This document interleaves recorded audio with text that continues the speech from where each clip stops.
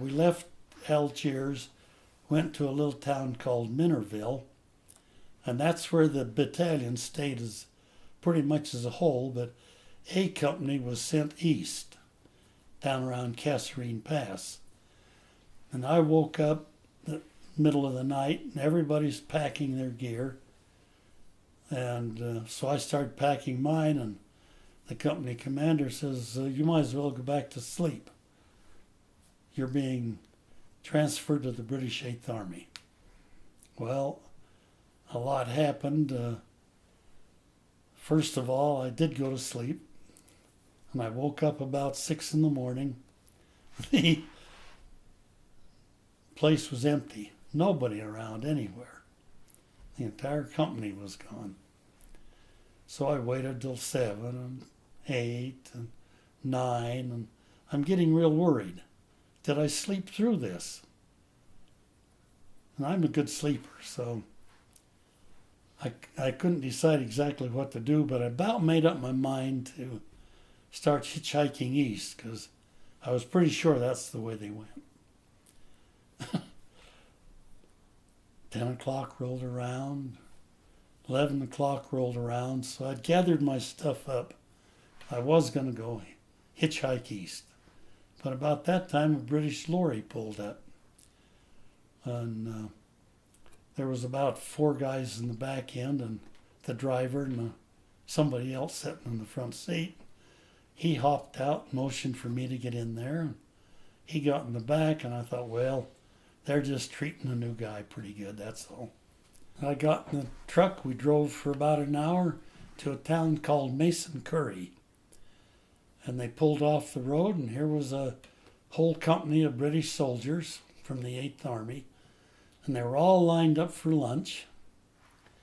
And the guys in the truck jumped out and went over and got in line. So I got in as the last man on the line with my mess kit. And that line, everybody in us started shouting, "No, no, no, the bloke will do it." Well, I had no idea what a bloke was, so I thought, I guess I violated some kind of a rule. And so I stepped out of line, and here came a British soldier, and he grabbed my mess kit. He says, "How big a portion would you like?" And I said, "Well, make it small." I was real hungry, but I figured that, not knowing what was going on, make it small. So he ran around that whole line, clear down to where they were serving the food, got some in my mess kit, ran back and gave it to me. Well, it was the worst food that I had ever tasted, but I ate it because I was hungry. Then somebody says, "Well, we've got to go look for a disc. Would you like to come along?" I thought, well, yeah, sure, I'd be glad to. So the truck pulled up. I got on the front seat. We drove down to the road, dropped off a soldier. He started walking east, and we drove on down maybe 2 miles and dropped off 2 soldiers. One started walking west and the other east. We drove down a couple more miles and dropped off 1 soldier, and he was walking west. And so the driver, the bloke, and myself was sitting in the truck, and we were making light talk. And finally, again, curiosity got the best of me. I says, "What is a disc?" They looked at each other, and they said, "Well, when you're in a battle area, there's shrapnel flying around and bullets, and sometimes it cuts the telephone line, and we call it a disconnect. Disc is short for disconnect." I says, "Oh, all right, I'll learn English and you guys learn American. We call it a break. It's a break in the circuit." So we got along real good. I stayed with them quite a while, but then supper came by.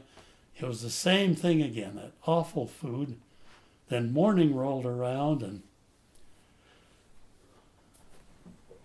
he came up and got my mess kit. So I asked him, "Sit down a minute." I says, "What's going on? This is the worst food that I've ever heard.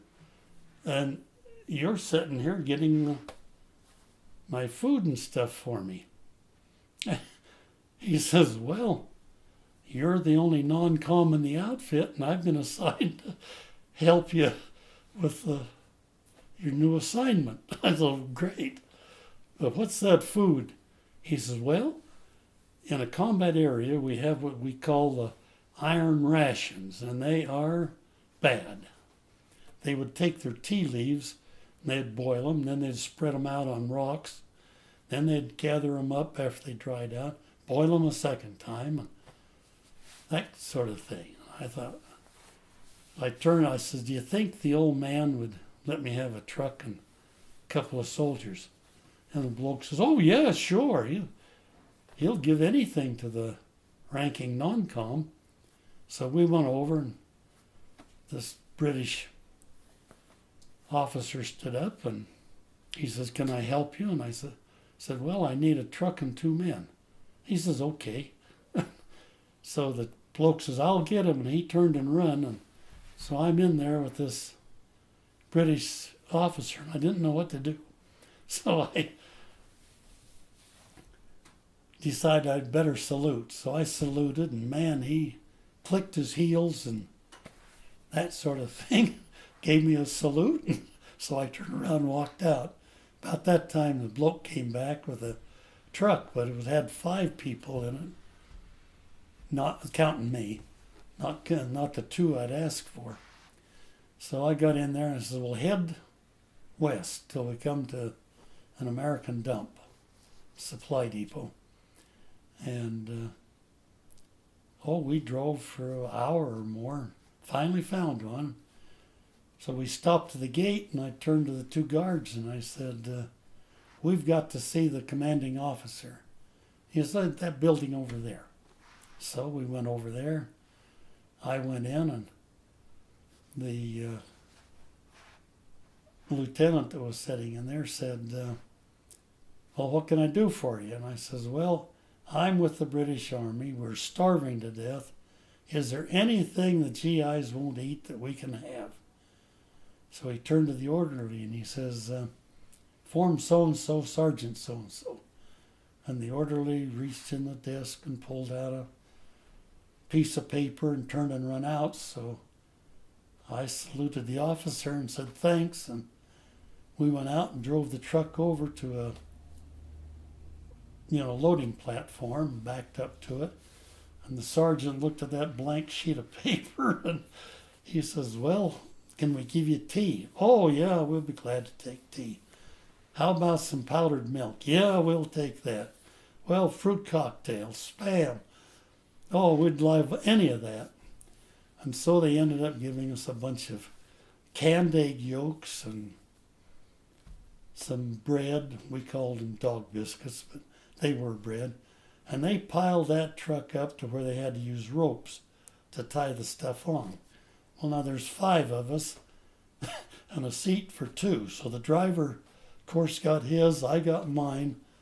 One man stood on each running board, and the other spread-eagled himself on top of the load, and we took off and went back, and we got back to where the British Army was. The lieutenant, that British officer, came out and says, well, give it to Cookie, and they thought I had more drag than a general. So I had real good talking time with them. I did it once more after that, was all. But an interesting part that happened here, we were subject to German bombing every day. German soldiers had moved out. So all we had was just the airplanes coming over. And they were bombing pretty heavy in Mason Curry, which was about a mile or so from where we were.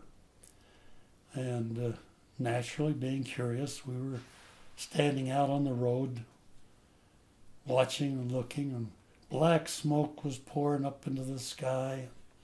A lot of noise going on from the bombs exploding and so on. And here came an American staff car, and he stopped and he pointed at me and he says, what do you know about telephones? Well, I'd come off the farm. We had a big wooden box hanging on the wall and crank on one side and a receiver on a long cord on the other.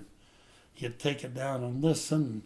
If people were talking and you thought yours was important, you'd say, "Do you mind if I break in? I want to do this." And they'd always say yes. And so then you'd think for a minute. And at this time, I had a girlfriend that was also on the farm. And I said, well, I want to talk to Susie and to ask her to go to the movies with me this afternoon. And so I said, stand clear. Well, that means if you're cranking, all of that noise would go in your ear if you didn't hold the receiver out. So I said, stand clear, and I cranked it. Along comes a gal that says, Central speaking. Well, oh, hi, Mabel. Would you mind dialing Susie for me? And she said, well, you know her rings as 2 longs, 2 shorts, 2 longs. Why don't you do it? Well, I'm bashful. Well, you better start doing it yourself pretty soon. That's the kind of experience I had on telephones. So I says, oh, everything. I thought he was just kidding. He says, well, get in here. So I said, well, I'm assigned to the British Army. We'll take care of that later. Get in here. So I turned to the other British soldiers and I said, tell the old man that what happened. So we got in and drove down past the harbor, and 3 ships had been sunk.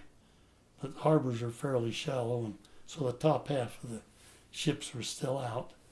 But their oil bunkers had been put on fire, and all this black oil was going up in the sky. And he drove by that into the railroad marshalling yards, and a ammo train, American ammo train, and a Italian prisoner of war train was parked side by side, and the ammo train was on fire and exploding. So I jumped out to run over and turn the Italian prisoners loose. And he says, get back in here. Somebody else will take care of that. So I got back in the car, and then I could see there was another bunch of Americans going through and opening up the cars. All the cars are labeled 40 and 8. 40 men or 8 horses. And I learned later that they got all of the cars open except the last 2, and they blew up, which means 70 or 80 Italian prisoners of war were killed there. But he swung up into town, and they had these telephone poles with 10 cross arms on them and 20 pins on them with a wire on each pin. And there was 2 lieutenants and 4 master sergeants. And he pointed at him and says, you do what Humphreys tells you. And I looked at that mess. Here's 200 wires laying in a big pile and a telephone pole tipped over on them. But I'd had a little experience when I was waiting to get going my mission. The Lord knew what was going to happen in the future. I had 2 years of pole line experience, and the first job they gave me was repairing pole lines. So I knew what I was doing.